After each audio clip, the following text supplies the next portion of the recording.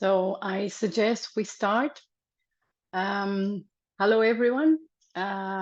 Let's start with some housekeeping rules. As you all know already, this session is being recorded and will be available online.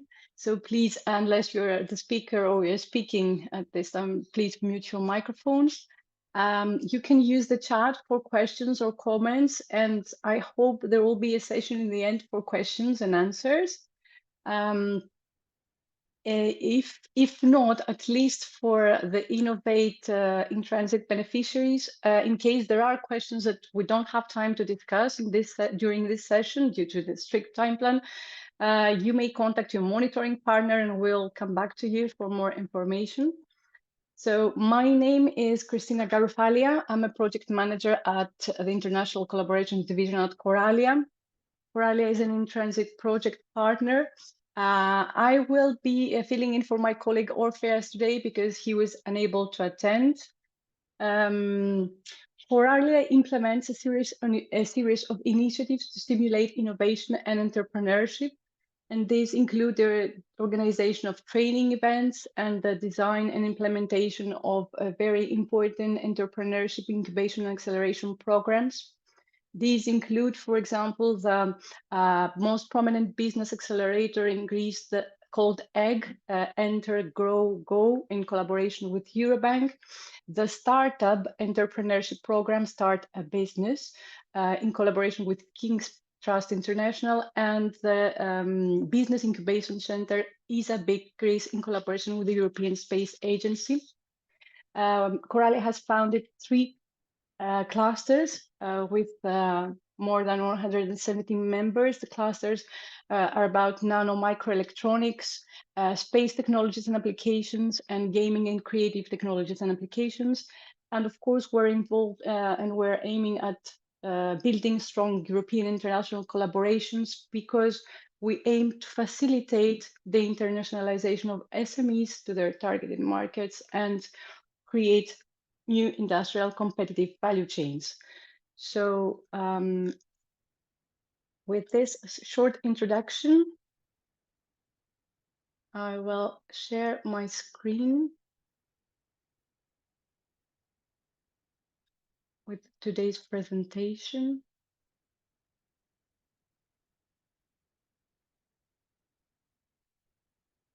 Sorry, just give me a second.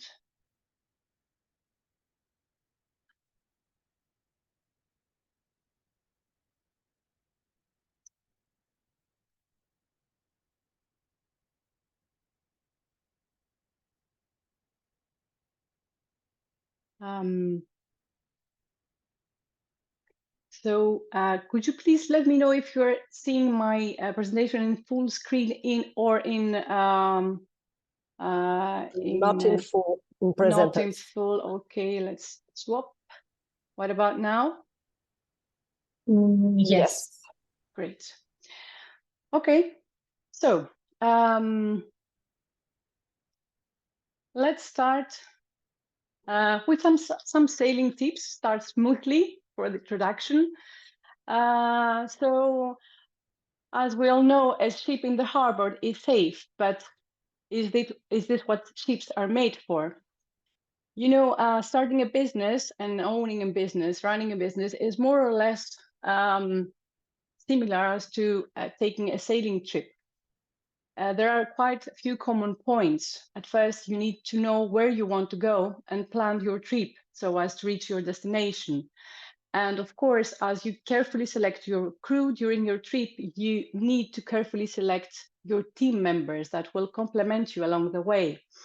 And you have to make sure that you take care of yourself and your crew so as to achieve the results you want to. And watch out for marks and cracks in your business as in your ship as well. Last but not least, it is important to have an experienced advisor or mentor to guide you all along the way. This doesn't necessarily mean that it will make things easier for you or that it will make you reach your objective, the outcomes faster, but it will definitely support you towards reaching a bigger impact on what you want to achieve.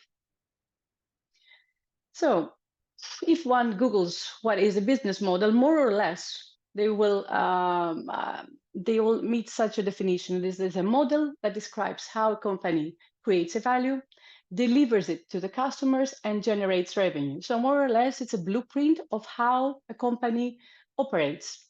So is it important to develop a business model? Well, unfortunately or fortunately, yes, it is, because this will provide us with a clarity and understanding of what we want to do, and it will support us to take strategic decisions and mitigate risks towards the way. This is the outline of today's webinar. We will try somehow to combine, to provide a description of these sections, and at the same moment, to try to combine these questions with fundamental answers for starting when you start a business, when you have to develop your business plan, and what happens in the way. So you can see different sections, and there is a bonus section in the end, some lessons learned, some tips to keep or think of. So at first, you need to have a business plan summary. Well, a summary is what we expect it to be. There must be a short and concise description of to describe who you are, what you do,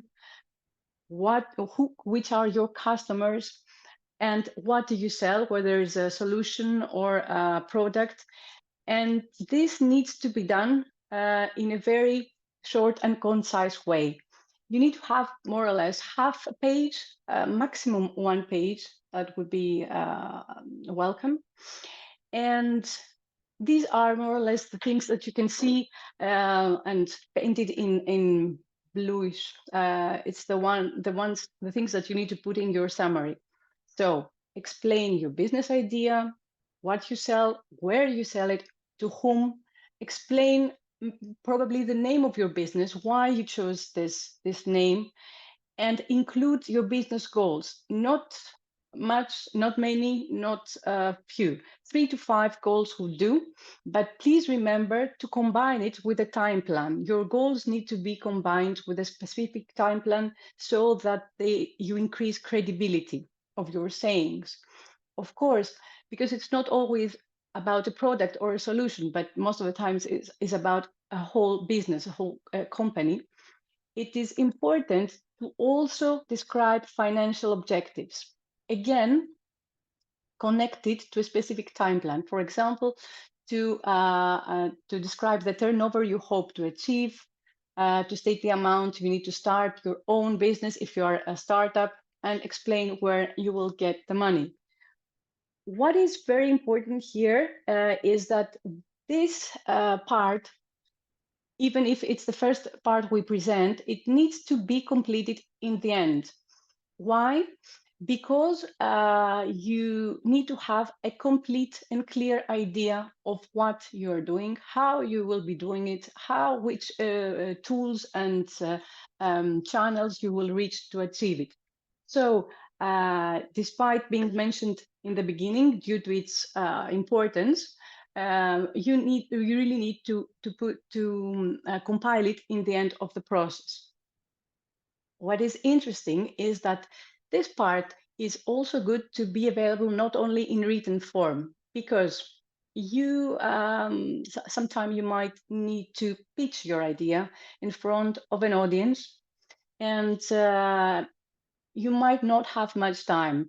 Teaching usually lasts a few minutes. Sometimes it might even take some seconds. So you really need to be ready to describe to someone that doesn't know you or your company or the product or the solution you are offering, and describe it in a very impactful way. Some advice on this part would be, for example, to practice what you want to say, like say it at your office in front of a mirror, at your home, say it. And if this doesn't sound very persuasive, then modify it and say it again until you find a way to perfectly say what you want, what you do, and who you are.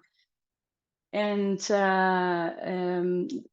because pitching is a very important process when having access to audiences and potentially investors. So, who are the people behind the idea? First and most important, before detailing the people, the team that accompany you in the process, it is very important to be able to state your motivation behind starting your own business, behind finding a solution to a specific to specific problem.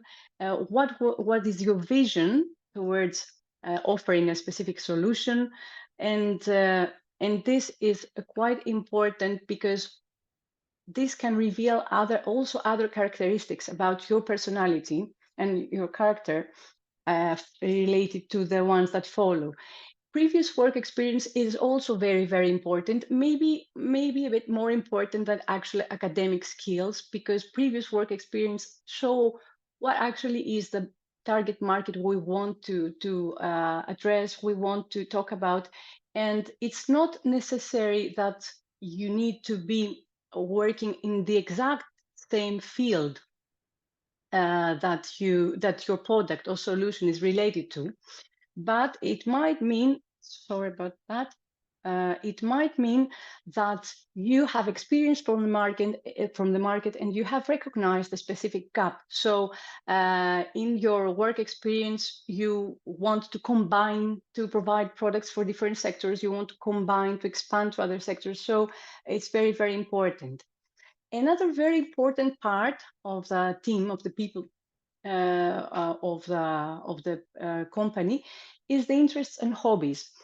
And you might think this is completely not necessary, but to be honest, if you think about it, interests and hobbies show a lot about the people that are involved in, show qualities and characteristics of one's character that cannot be perceived by their selections, cannot be perceived necessarily by the selection in their work and academic skills, the webinars or the trainings they select to attend. So this is, for example, if someone is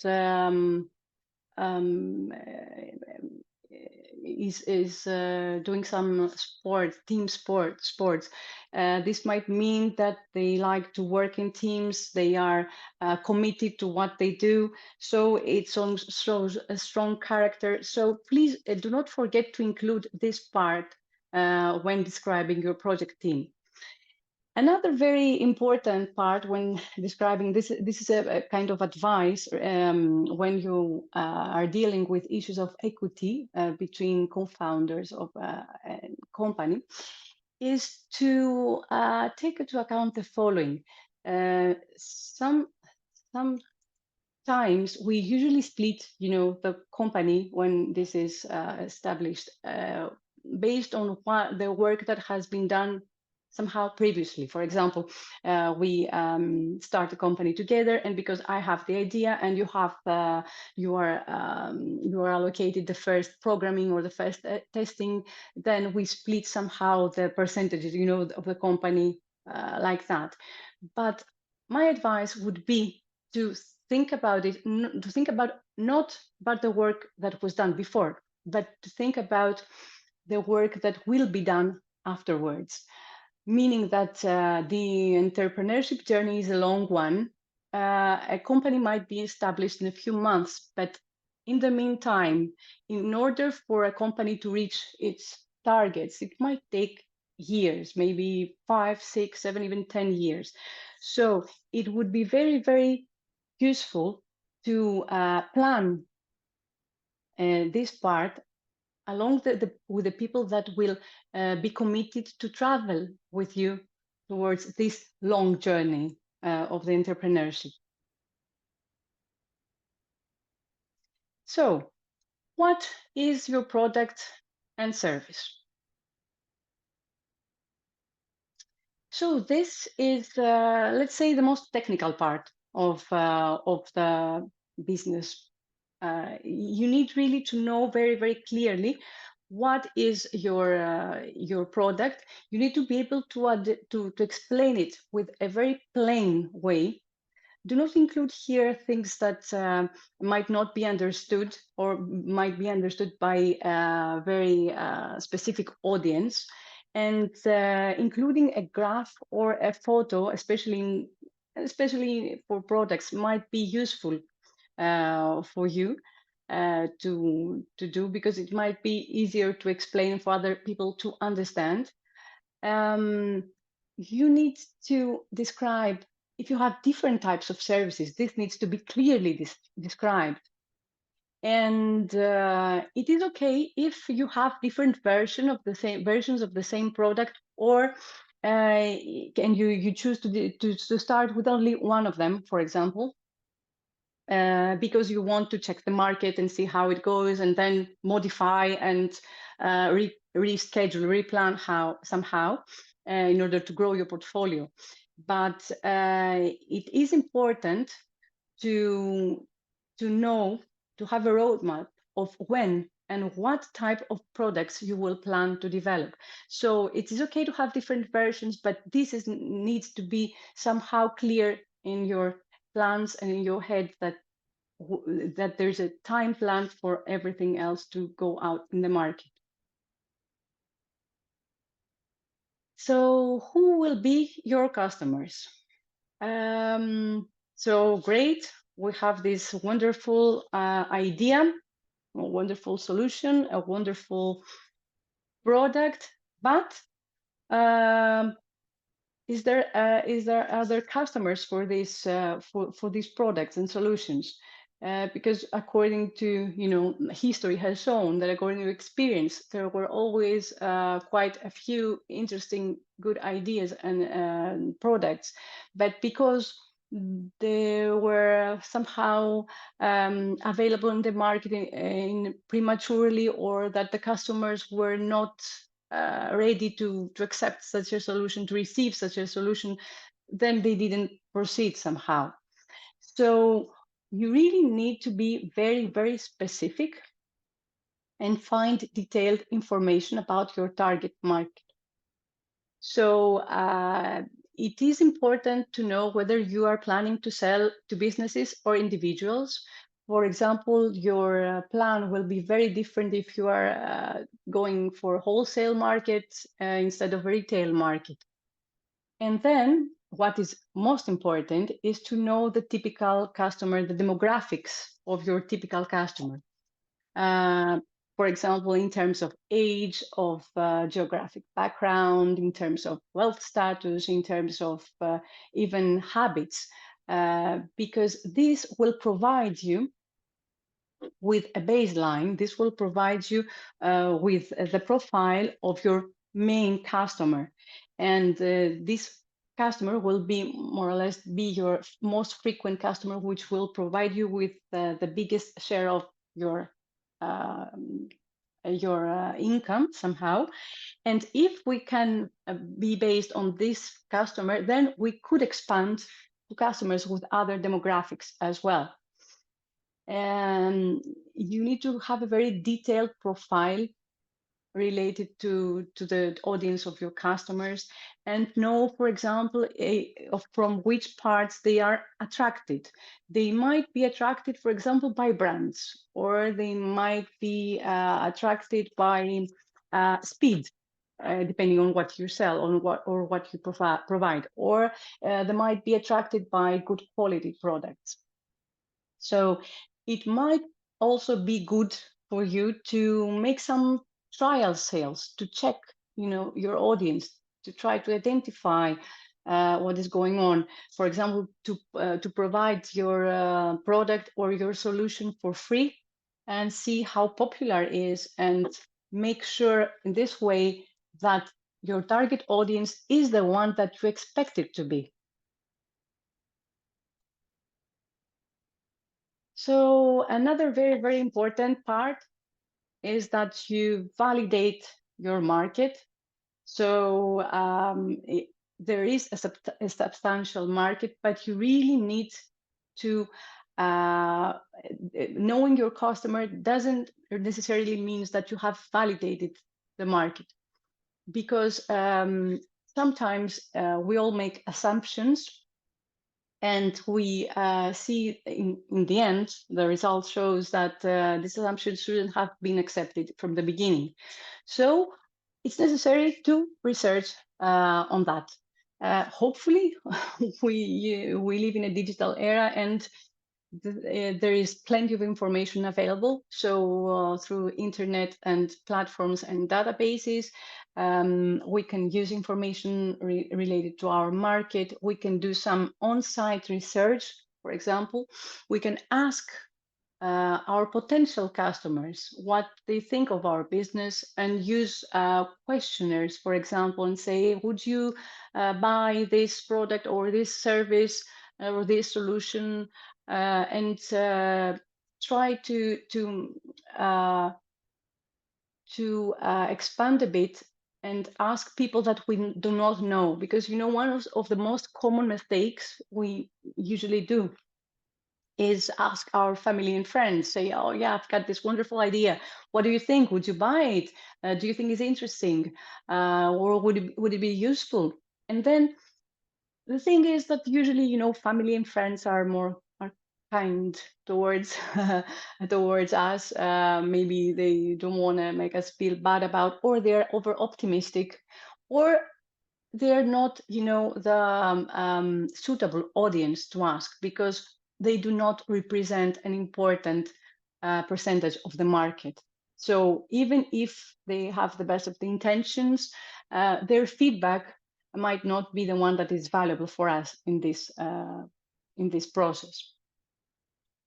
As I already said, you could do also trial sales, and this meaning that we could, for example, offer our product for free and ask for feedback, like what would you change? Is this good for you? Is this suitable? Would you buy it? And this is a good way to understand how the market reacts to your solution. So how will you reach out to your customers?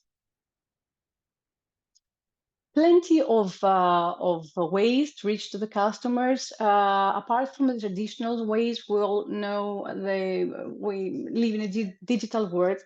There are many marketing tools and means and digital media that can support us in an easy way and reach even at an international level specific audiences. There are parameters saying that I want to target this group, targeting this age, so we know how all this work nowadays.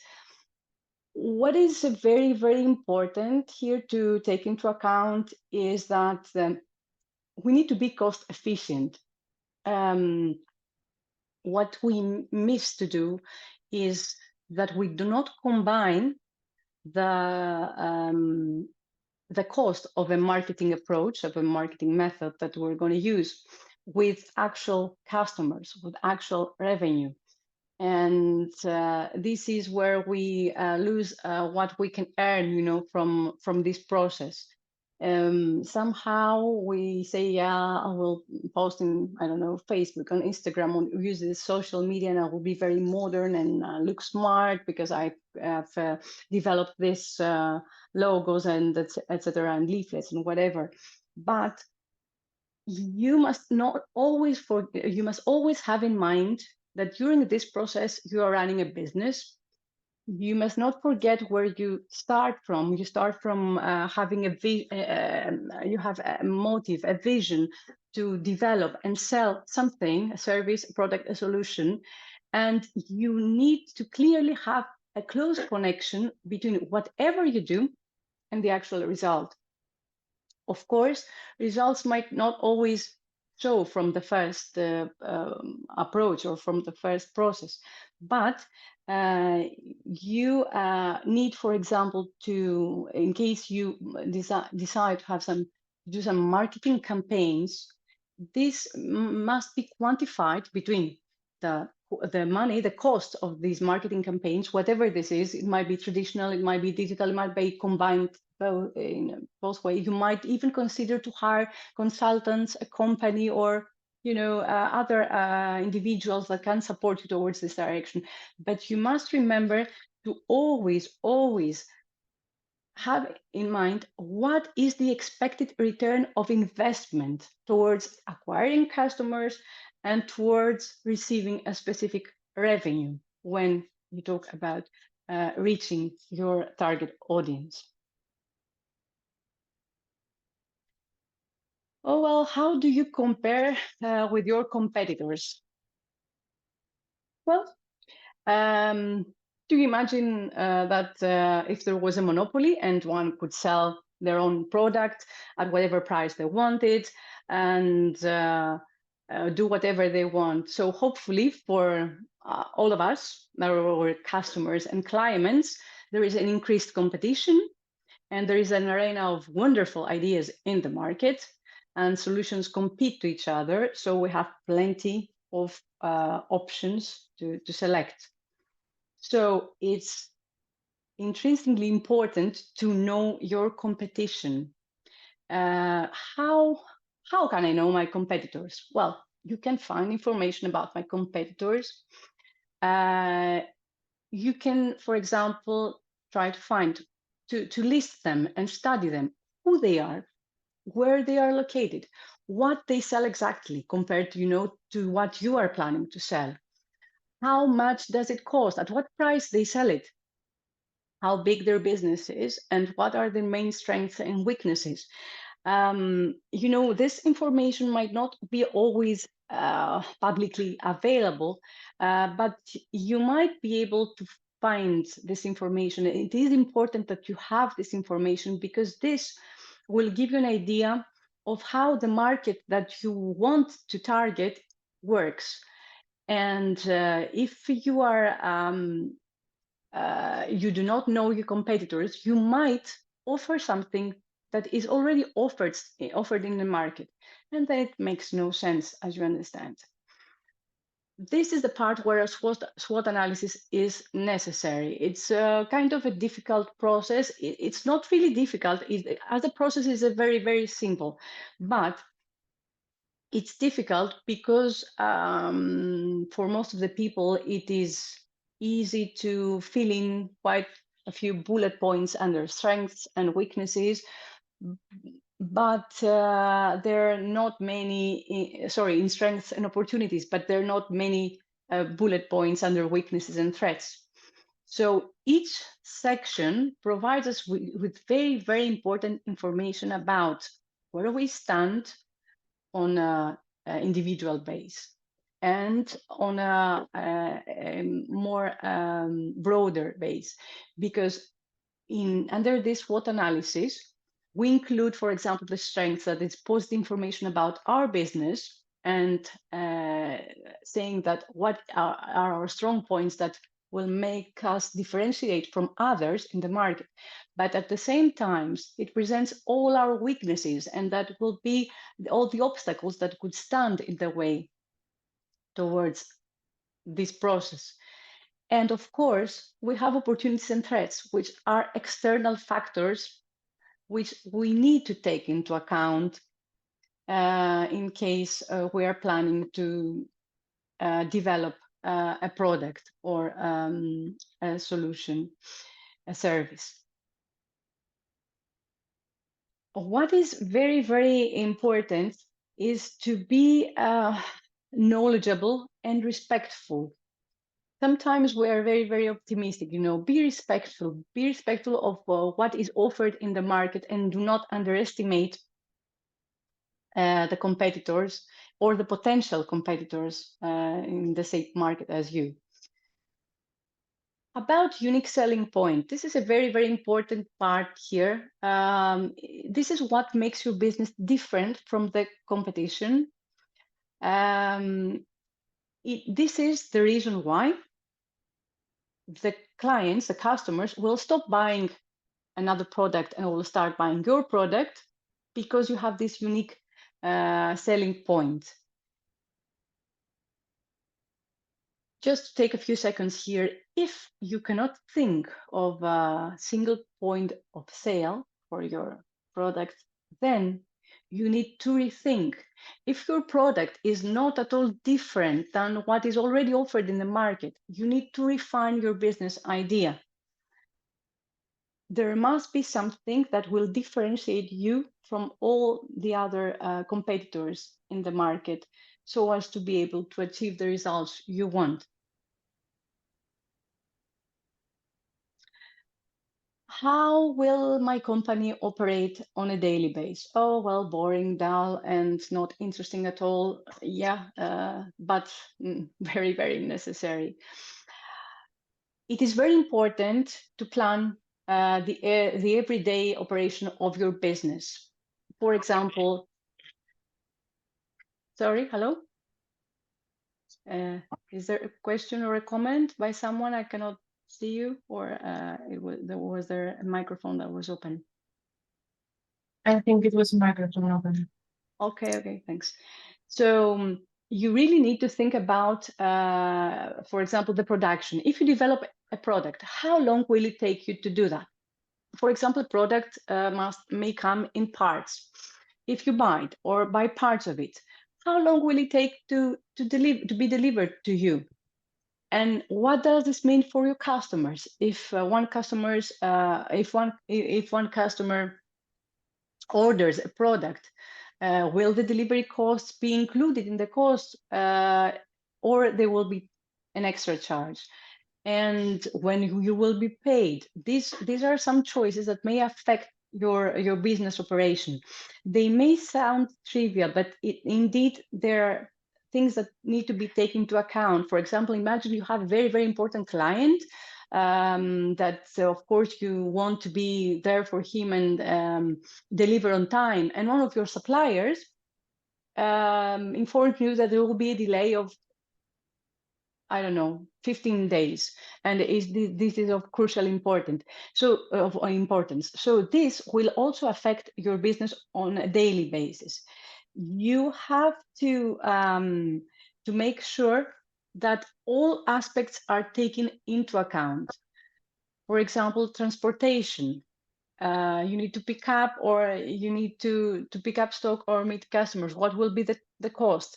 The same for the equipment. How much will cost? Where to buy it? Buy it from a specific market that might be, for example, one market may be faster in responding to you, but it might be that they have a lower quality equipment. So there are lots of things to decide and take into account. Even, for example, you might operate in a country, or you might do business with a country that in order to operate there are legal permits that you need to take, I don't know, a few weeks or months before you actually do this job. So all these aspects need to be taken into account, because the daily operation of your business might be crucial for even your own, the business's survival. How much will it cost? A very nice question here. It's towards the end of our presentation, but this for sure does not make it less important. So we really need to have an analysis of the financials here. We need to have an as much as possible accurate number of the product or the service we're developing.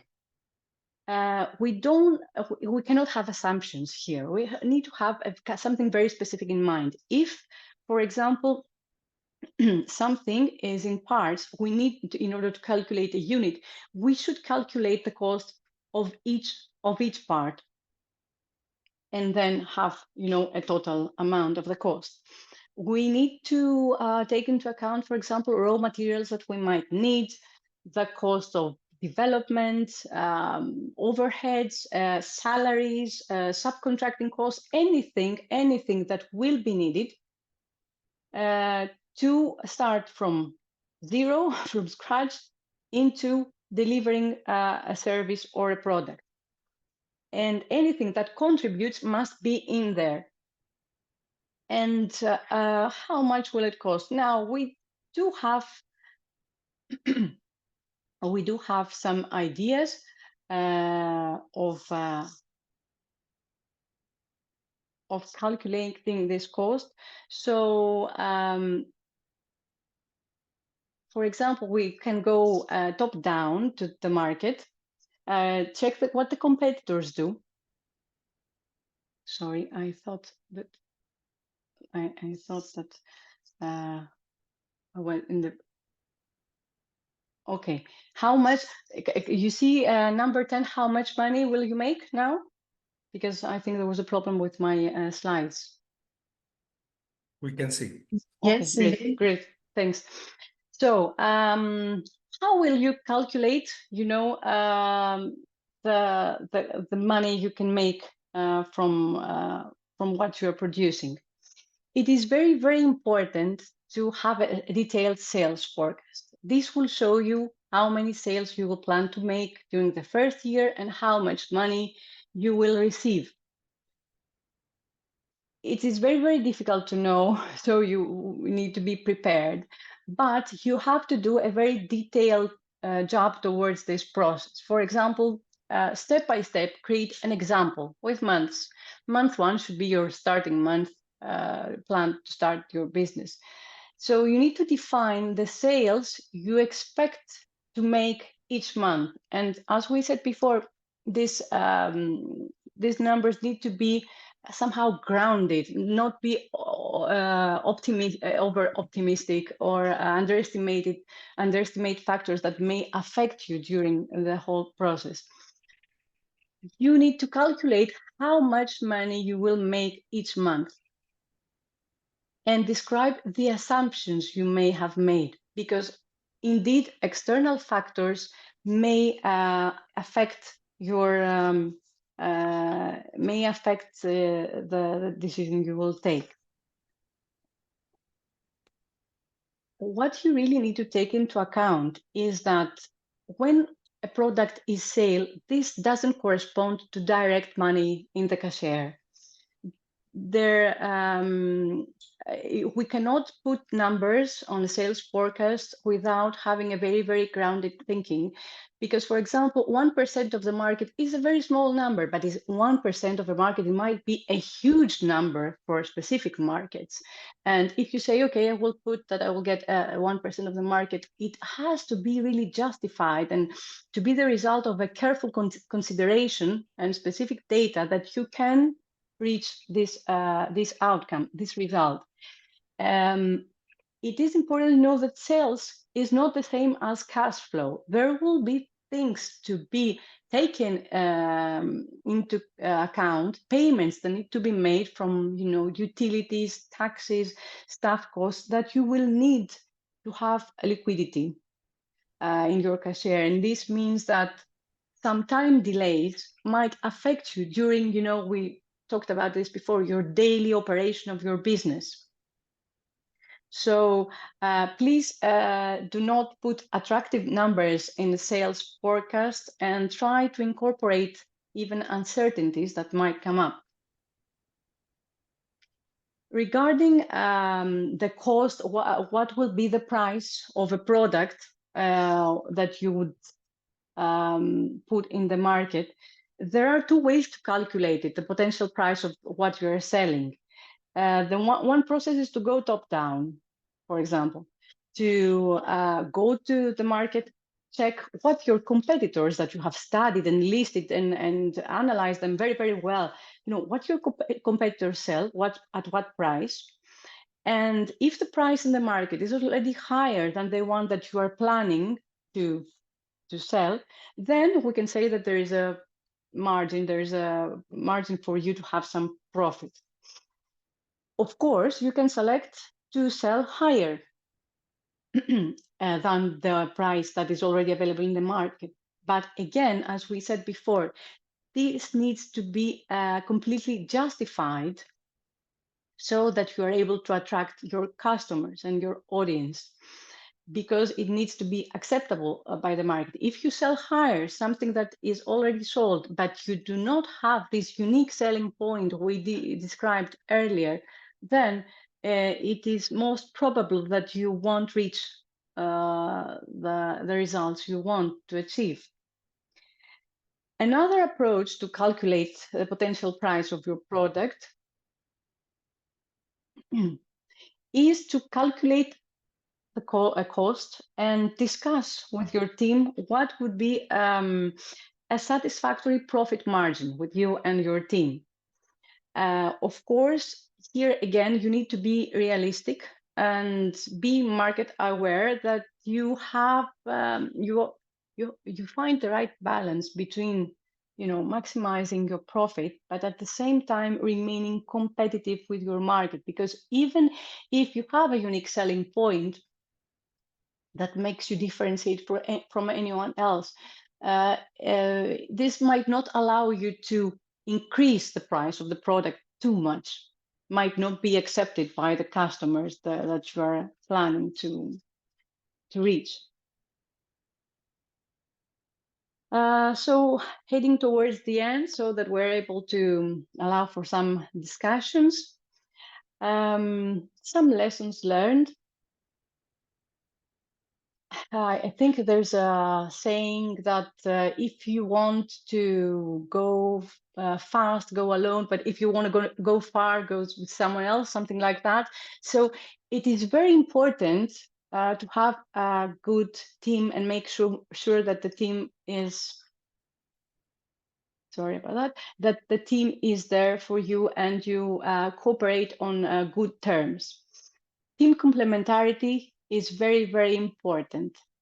So anything that might be interpersonal and might be affecting communication and cooperation, that will not do. It will definitely affect the company in a negative way. And it's not about whether I'm deciding to start a company with my best mate because he's an awesome guy, but because we cooperate very well and we coordinate and have a great communication together, and there is nothing there in the gray zone that will affect our journey there, the entrepreneurial journey. All aspects need to be taken into account, as you see, both the ones that are related to technology and the ones that are not. And as we said, the ownership governance issues need to be cleared from the very beginning when setting up your team, because if a team is happy working together, this will indeed have some positive effect. If not, it's most probable that it will lead to negative results.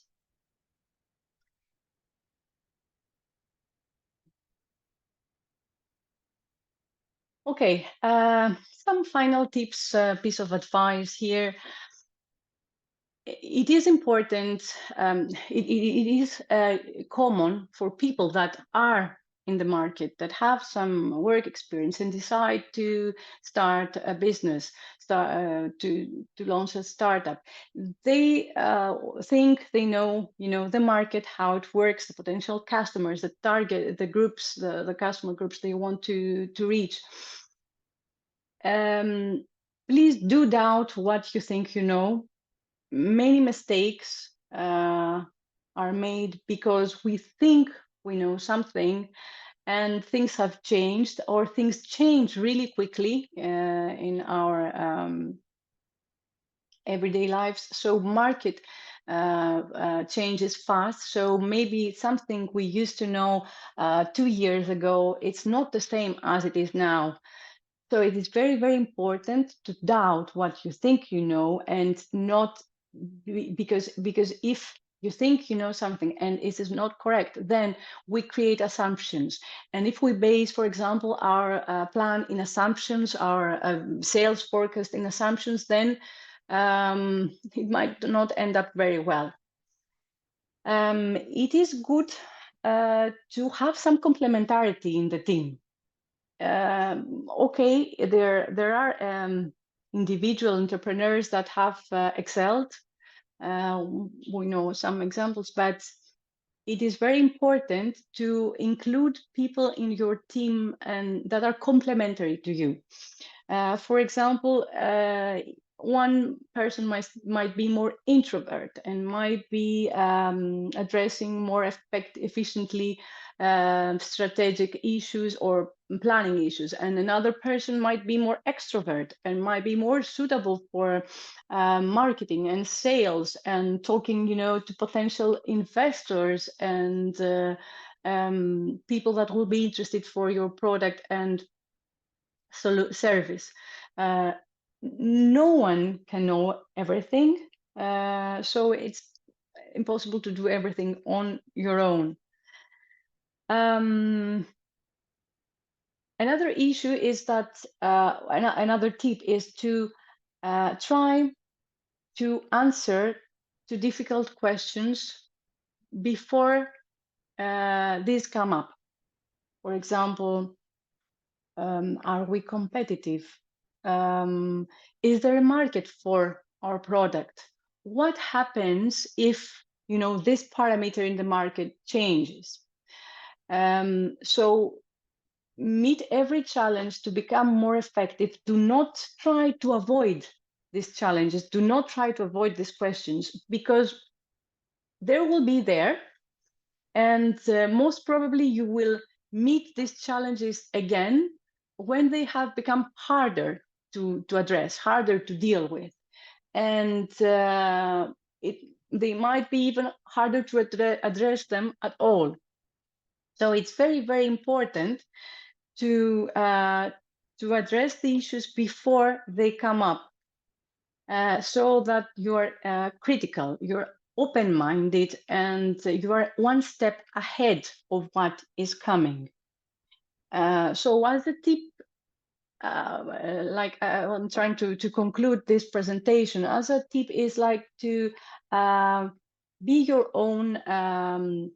own company's devil's advocate, if this is possible. Try to see things from outside and not from inside, and try to question what you are doing and ensure that you are on the right path.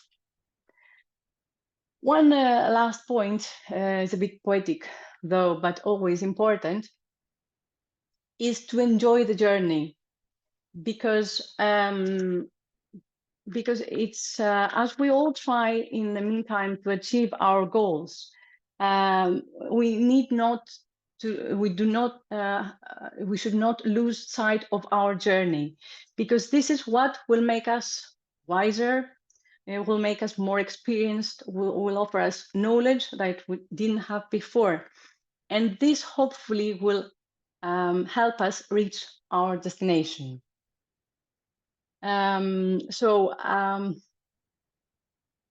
think I would like to share a short video, because I'm always in favor, of the pitching sessions that we come across SMEs, but I'm not sure that I share the sound. Could you please let me know if you hear? No, unfortunately, I'm not here. Okay, sorry. Let me check how I can share the sound of this. Well,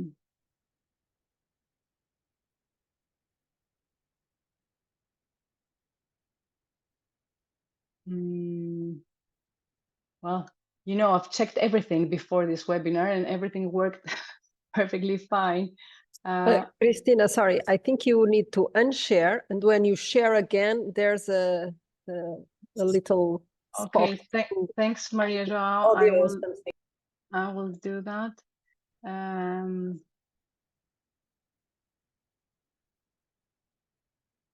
Yes, you are so right. Thanks a lot. So you can see the presentation getting full screen. Yes. The elevator pitch is your first step towards becoming a networking god. Hey, Mr. CEO. Good to see you, buddy. Good to see you. Ruben, right? Yes. Oh, I've heard a lot of good things about you. Nice. So, nice. What is it that you do then exactly? Well, you know, I like merge all my talents together and just give it out to the world, like all my stuff inside me. It's like a mixture of stuff. Like I'm a creative guy, people's person, obviously. I write a bit of comedy, I present, I get off stage, talk to people, and I just know together all my creative ideas and my whole team. That's not an elevator pitch. That's the ramblings of an unprepared bitch. An elevator pitch is a sentence that sums up what you do so concisely that you can tell it in a space of your average elevator ride. If you were to write it down, it'd be about 140 characters, which is about a tweet. So, let's try that again, shall we? Hey, Mr. CEO, good to see you, sir. Good to see you. Hi, Ruben, right? Yes, yeah. Oh, I've heard a lot of good things about you. Okay, nice. So, what is it you do then, actually? I'm a presenter and a comic. I host live events and I make online comedy videos. And I'm also co-founder of individualism.co.uk, which is the UK's leading men's style blog. Oh, excellent. We've got a few events coming up and we could do with your services. Have you got a card, haven't you? I do. Yes, I do. There you go. I'll be in touch. Thank you. Thank you. Have a nice day, mate. See? Preparation, it got me some potential work with the CEO of this whole company. Yeah. Did you think a men's styling blog?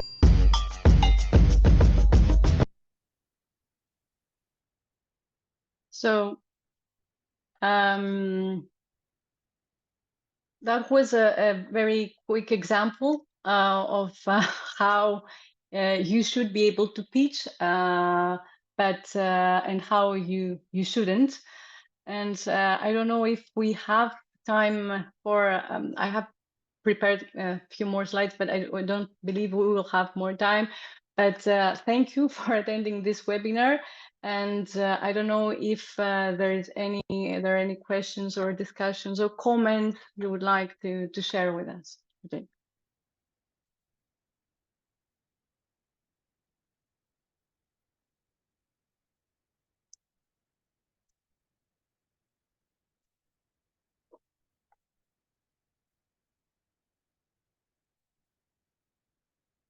So either you were really, really bored, or you knew everything, or you understood everything, or you are thinking about what you just heard during this last hour. Anyway, I hope this presentation, this webinar was useful to you. Please be very careful about your business plan. It's all about your company and your company's future. Every single aspect need to be addressed in a very careful way. Know about your markets, know about your customers. If you don't know, find a way to find out. You might even need to pay for receiving information with databases with potential characteristics on the market you are targeting. And hopefully you achieve and you reach your goals.